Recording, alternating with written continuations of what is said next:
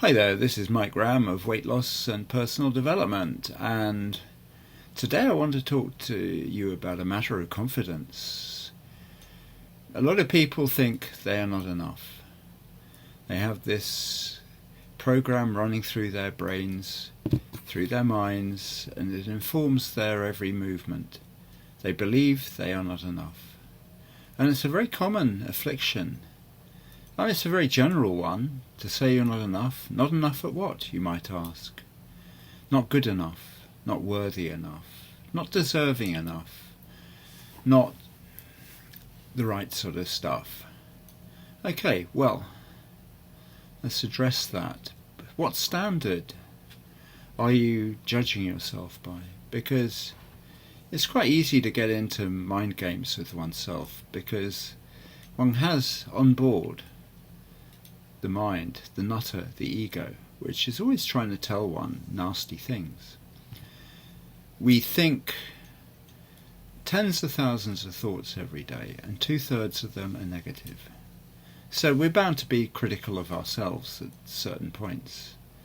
And a lot of people have been through experiences when they're young, growing up.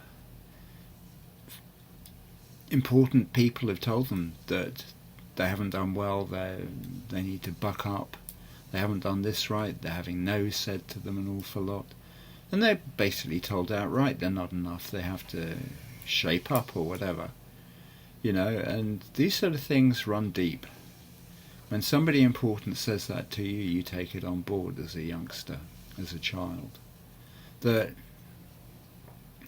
message that, you can compare yourself to others who are really good, and you'll find that you're just not enough. And this gets handed down from generation to generation, because just the way that socialization goes, and teachers are very quick to label pupils not enough if they don't shape up, and this can really affect a person's life performance, their life happiness, their outcomes. And people go through years just believing they're not enough. But what is the standard that they're trying to judge themselves by? I'd say that probably they're looking at a sort of idealization of themselves that's been implanted through their upbringing, that they have to measure themselves by, instead of allowing themselves just to be by their own rules, by their own yardsticks, which are more important. That having a feeling of inadequacy like that, just feeling like you're not worthy, not good enough, is based around a false premise that one's perfectible. One isn't perfectible. You're not God or some other ideal. You don't have any right to try to be perfect. It's not in your blueprint. It's not in the design feature. It's not, it's just not there. It doesn't say you have to be perfect. You're human. And a human being is naturally imperfect. It's good in parts, not so good in others. It's weak and it's strong, and quite frankly, so long as you try, you're enough. You may not manage to fulfill your destiny according to the rules of important others, according to people that don't have your really best interests at heart. You may not have become something that you never wanted to become anyway, because somebody had these false dreams about what you were to become. Somebody had these false ideas about what you could have achieved, and thereafter couldn't really accept you because you didn't make it. The fact is that if we stop seeking perfection, if we just look at ourselves as being imperfect, and that's all we have to be, so long as we actually try, so long as we make an effort, at least, we try and get better at areas of our life that are important to us, so long as we put in performances, and we know when we've slipped up and done wrong, we know that there are certain limits that we can go to. I can do some things and I can't do others. Don't ever judge me by my standards of doing DIY, mate. I'm absolutely appalling at it, but I'm not the worst at it. If we're judged by our own standards, then the picture looks somewhat different. And what's important to us may not be important to others. The fact is, as imperfect beings, we generally do pretty well, even though that thing in our brain is telling us all sorts of horrible things.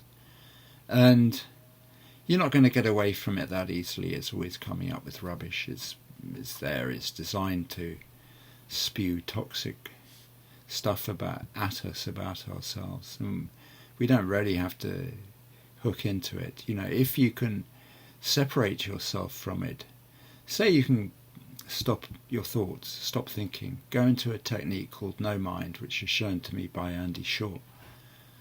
It's very useful. It marks the beginning of mind control. If you can stop thinking for 15 seconds, to stop the thoughts in your mind, then you can begin to tune in to a part of you that actually thinks you are enough, that actually is quite happy as you.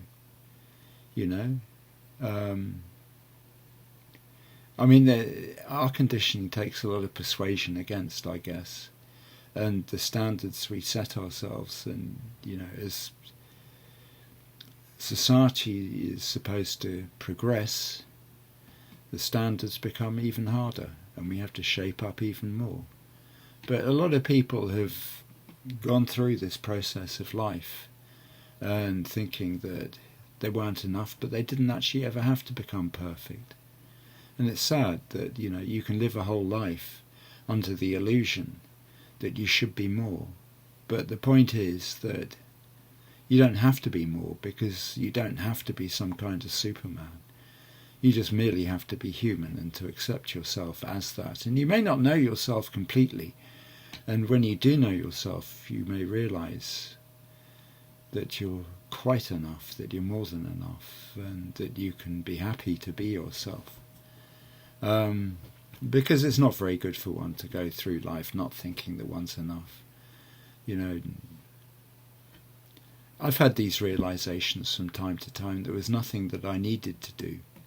There was no place I had to go to. There was no attachment I had to make in order to become enough, to become more. I could be set by my own standards as who I am, and that would be enough. And it is enough, and that's okay. And, I have a lot of fascination for personal development. I'm a bit of a junkie for it, and I've done a lot of personal development stuff in the last few months, in the last 6 months, for various reasons. And success is sort of 80-90% based on mindset, so it's never wasted spending time on yourself, trying to improve your mindset and taking action on the things that you know, because whilst it's good to know that we are enough, it's also good to be able to become the best expression of ourselves that we can be, to actually become more in certain areas of life, so that we just feel more competent than we might do otherwise. And this life has many opportunities for us. It has all sorts of things that we can do and that we can pursue, and if we like any of them, then it's our duty to help ourselves and pursue them, and that's really it. So don't kid yourself that you're not enough. You are, and good luck with yourself.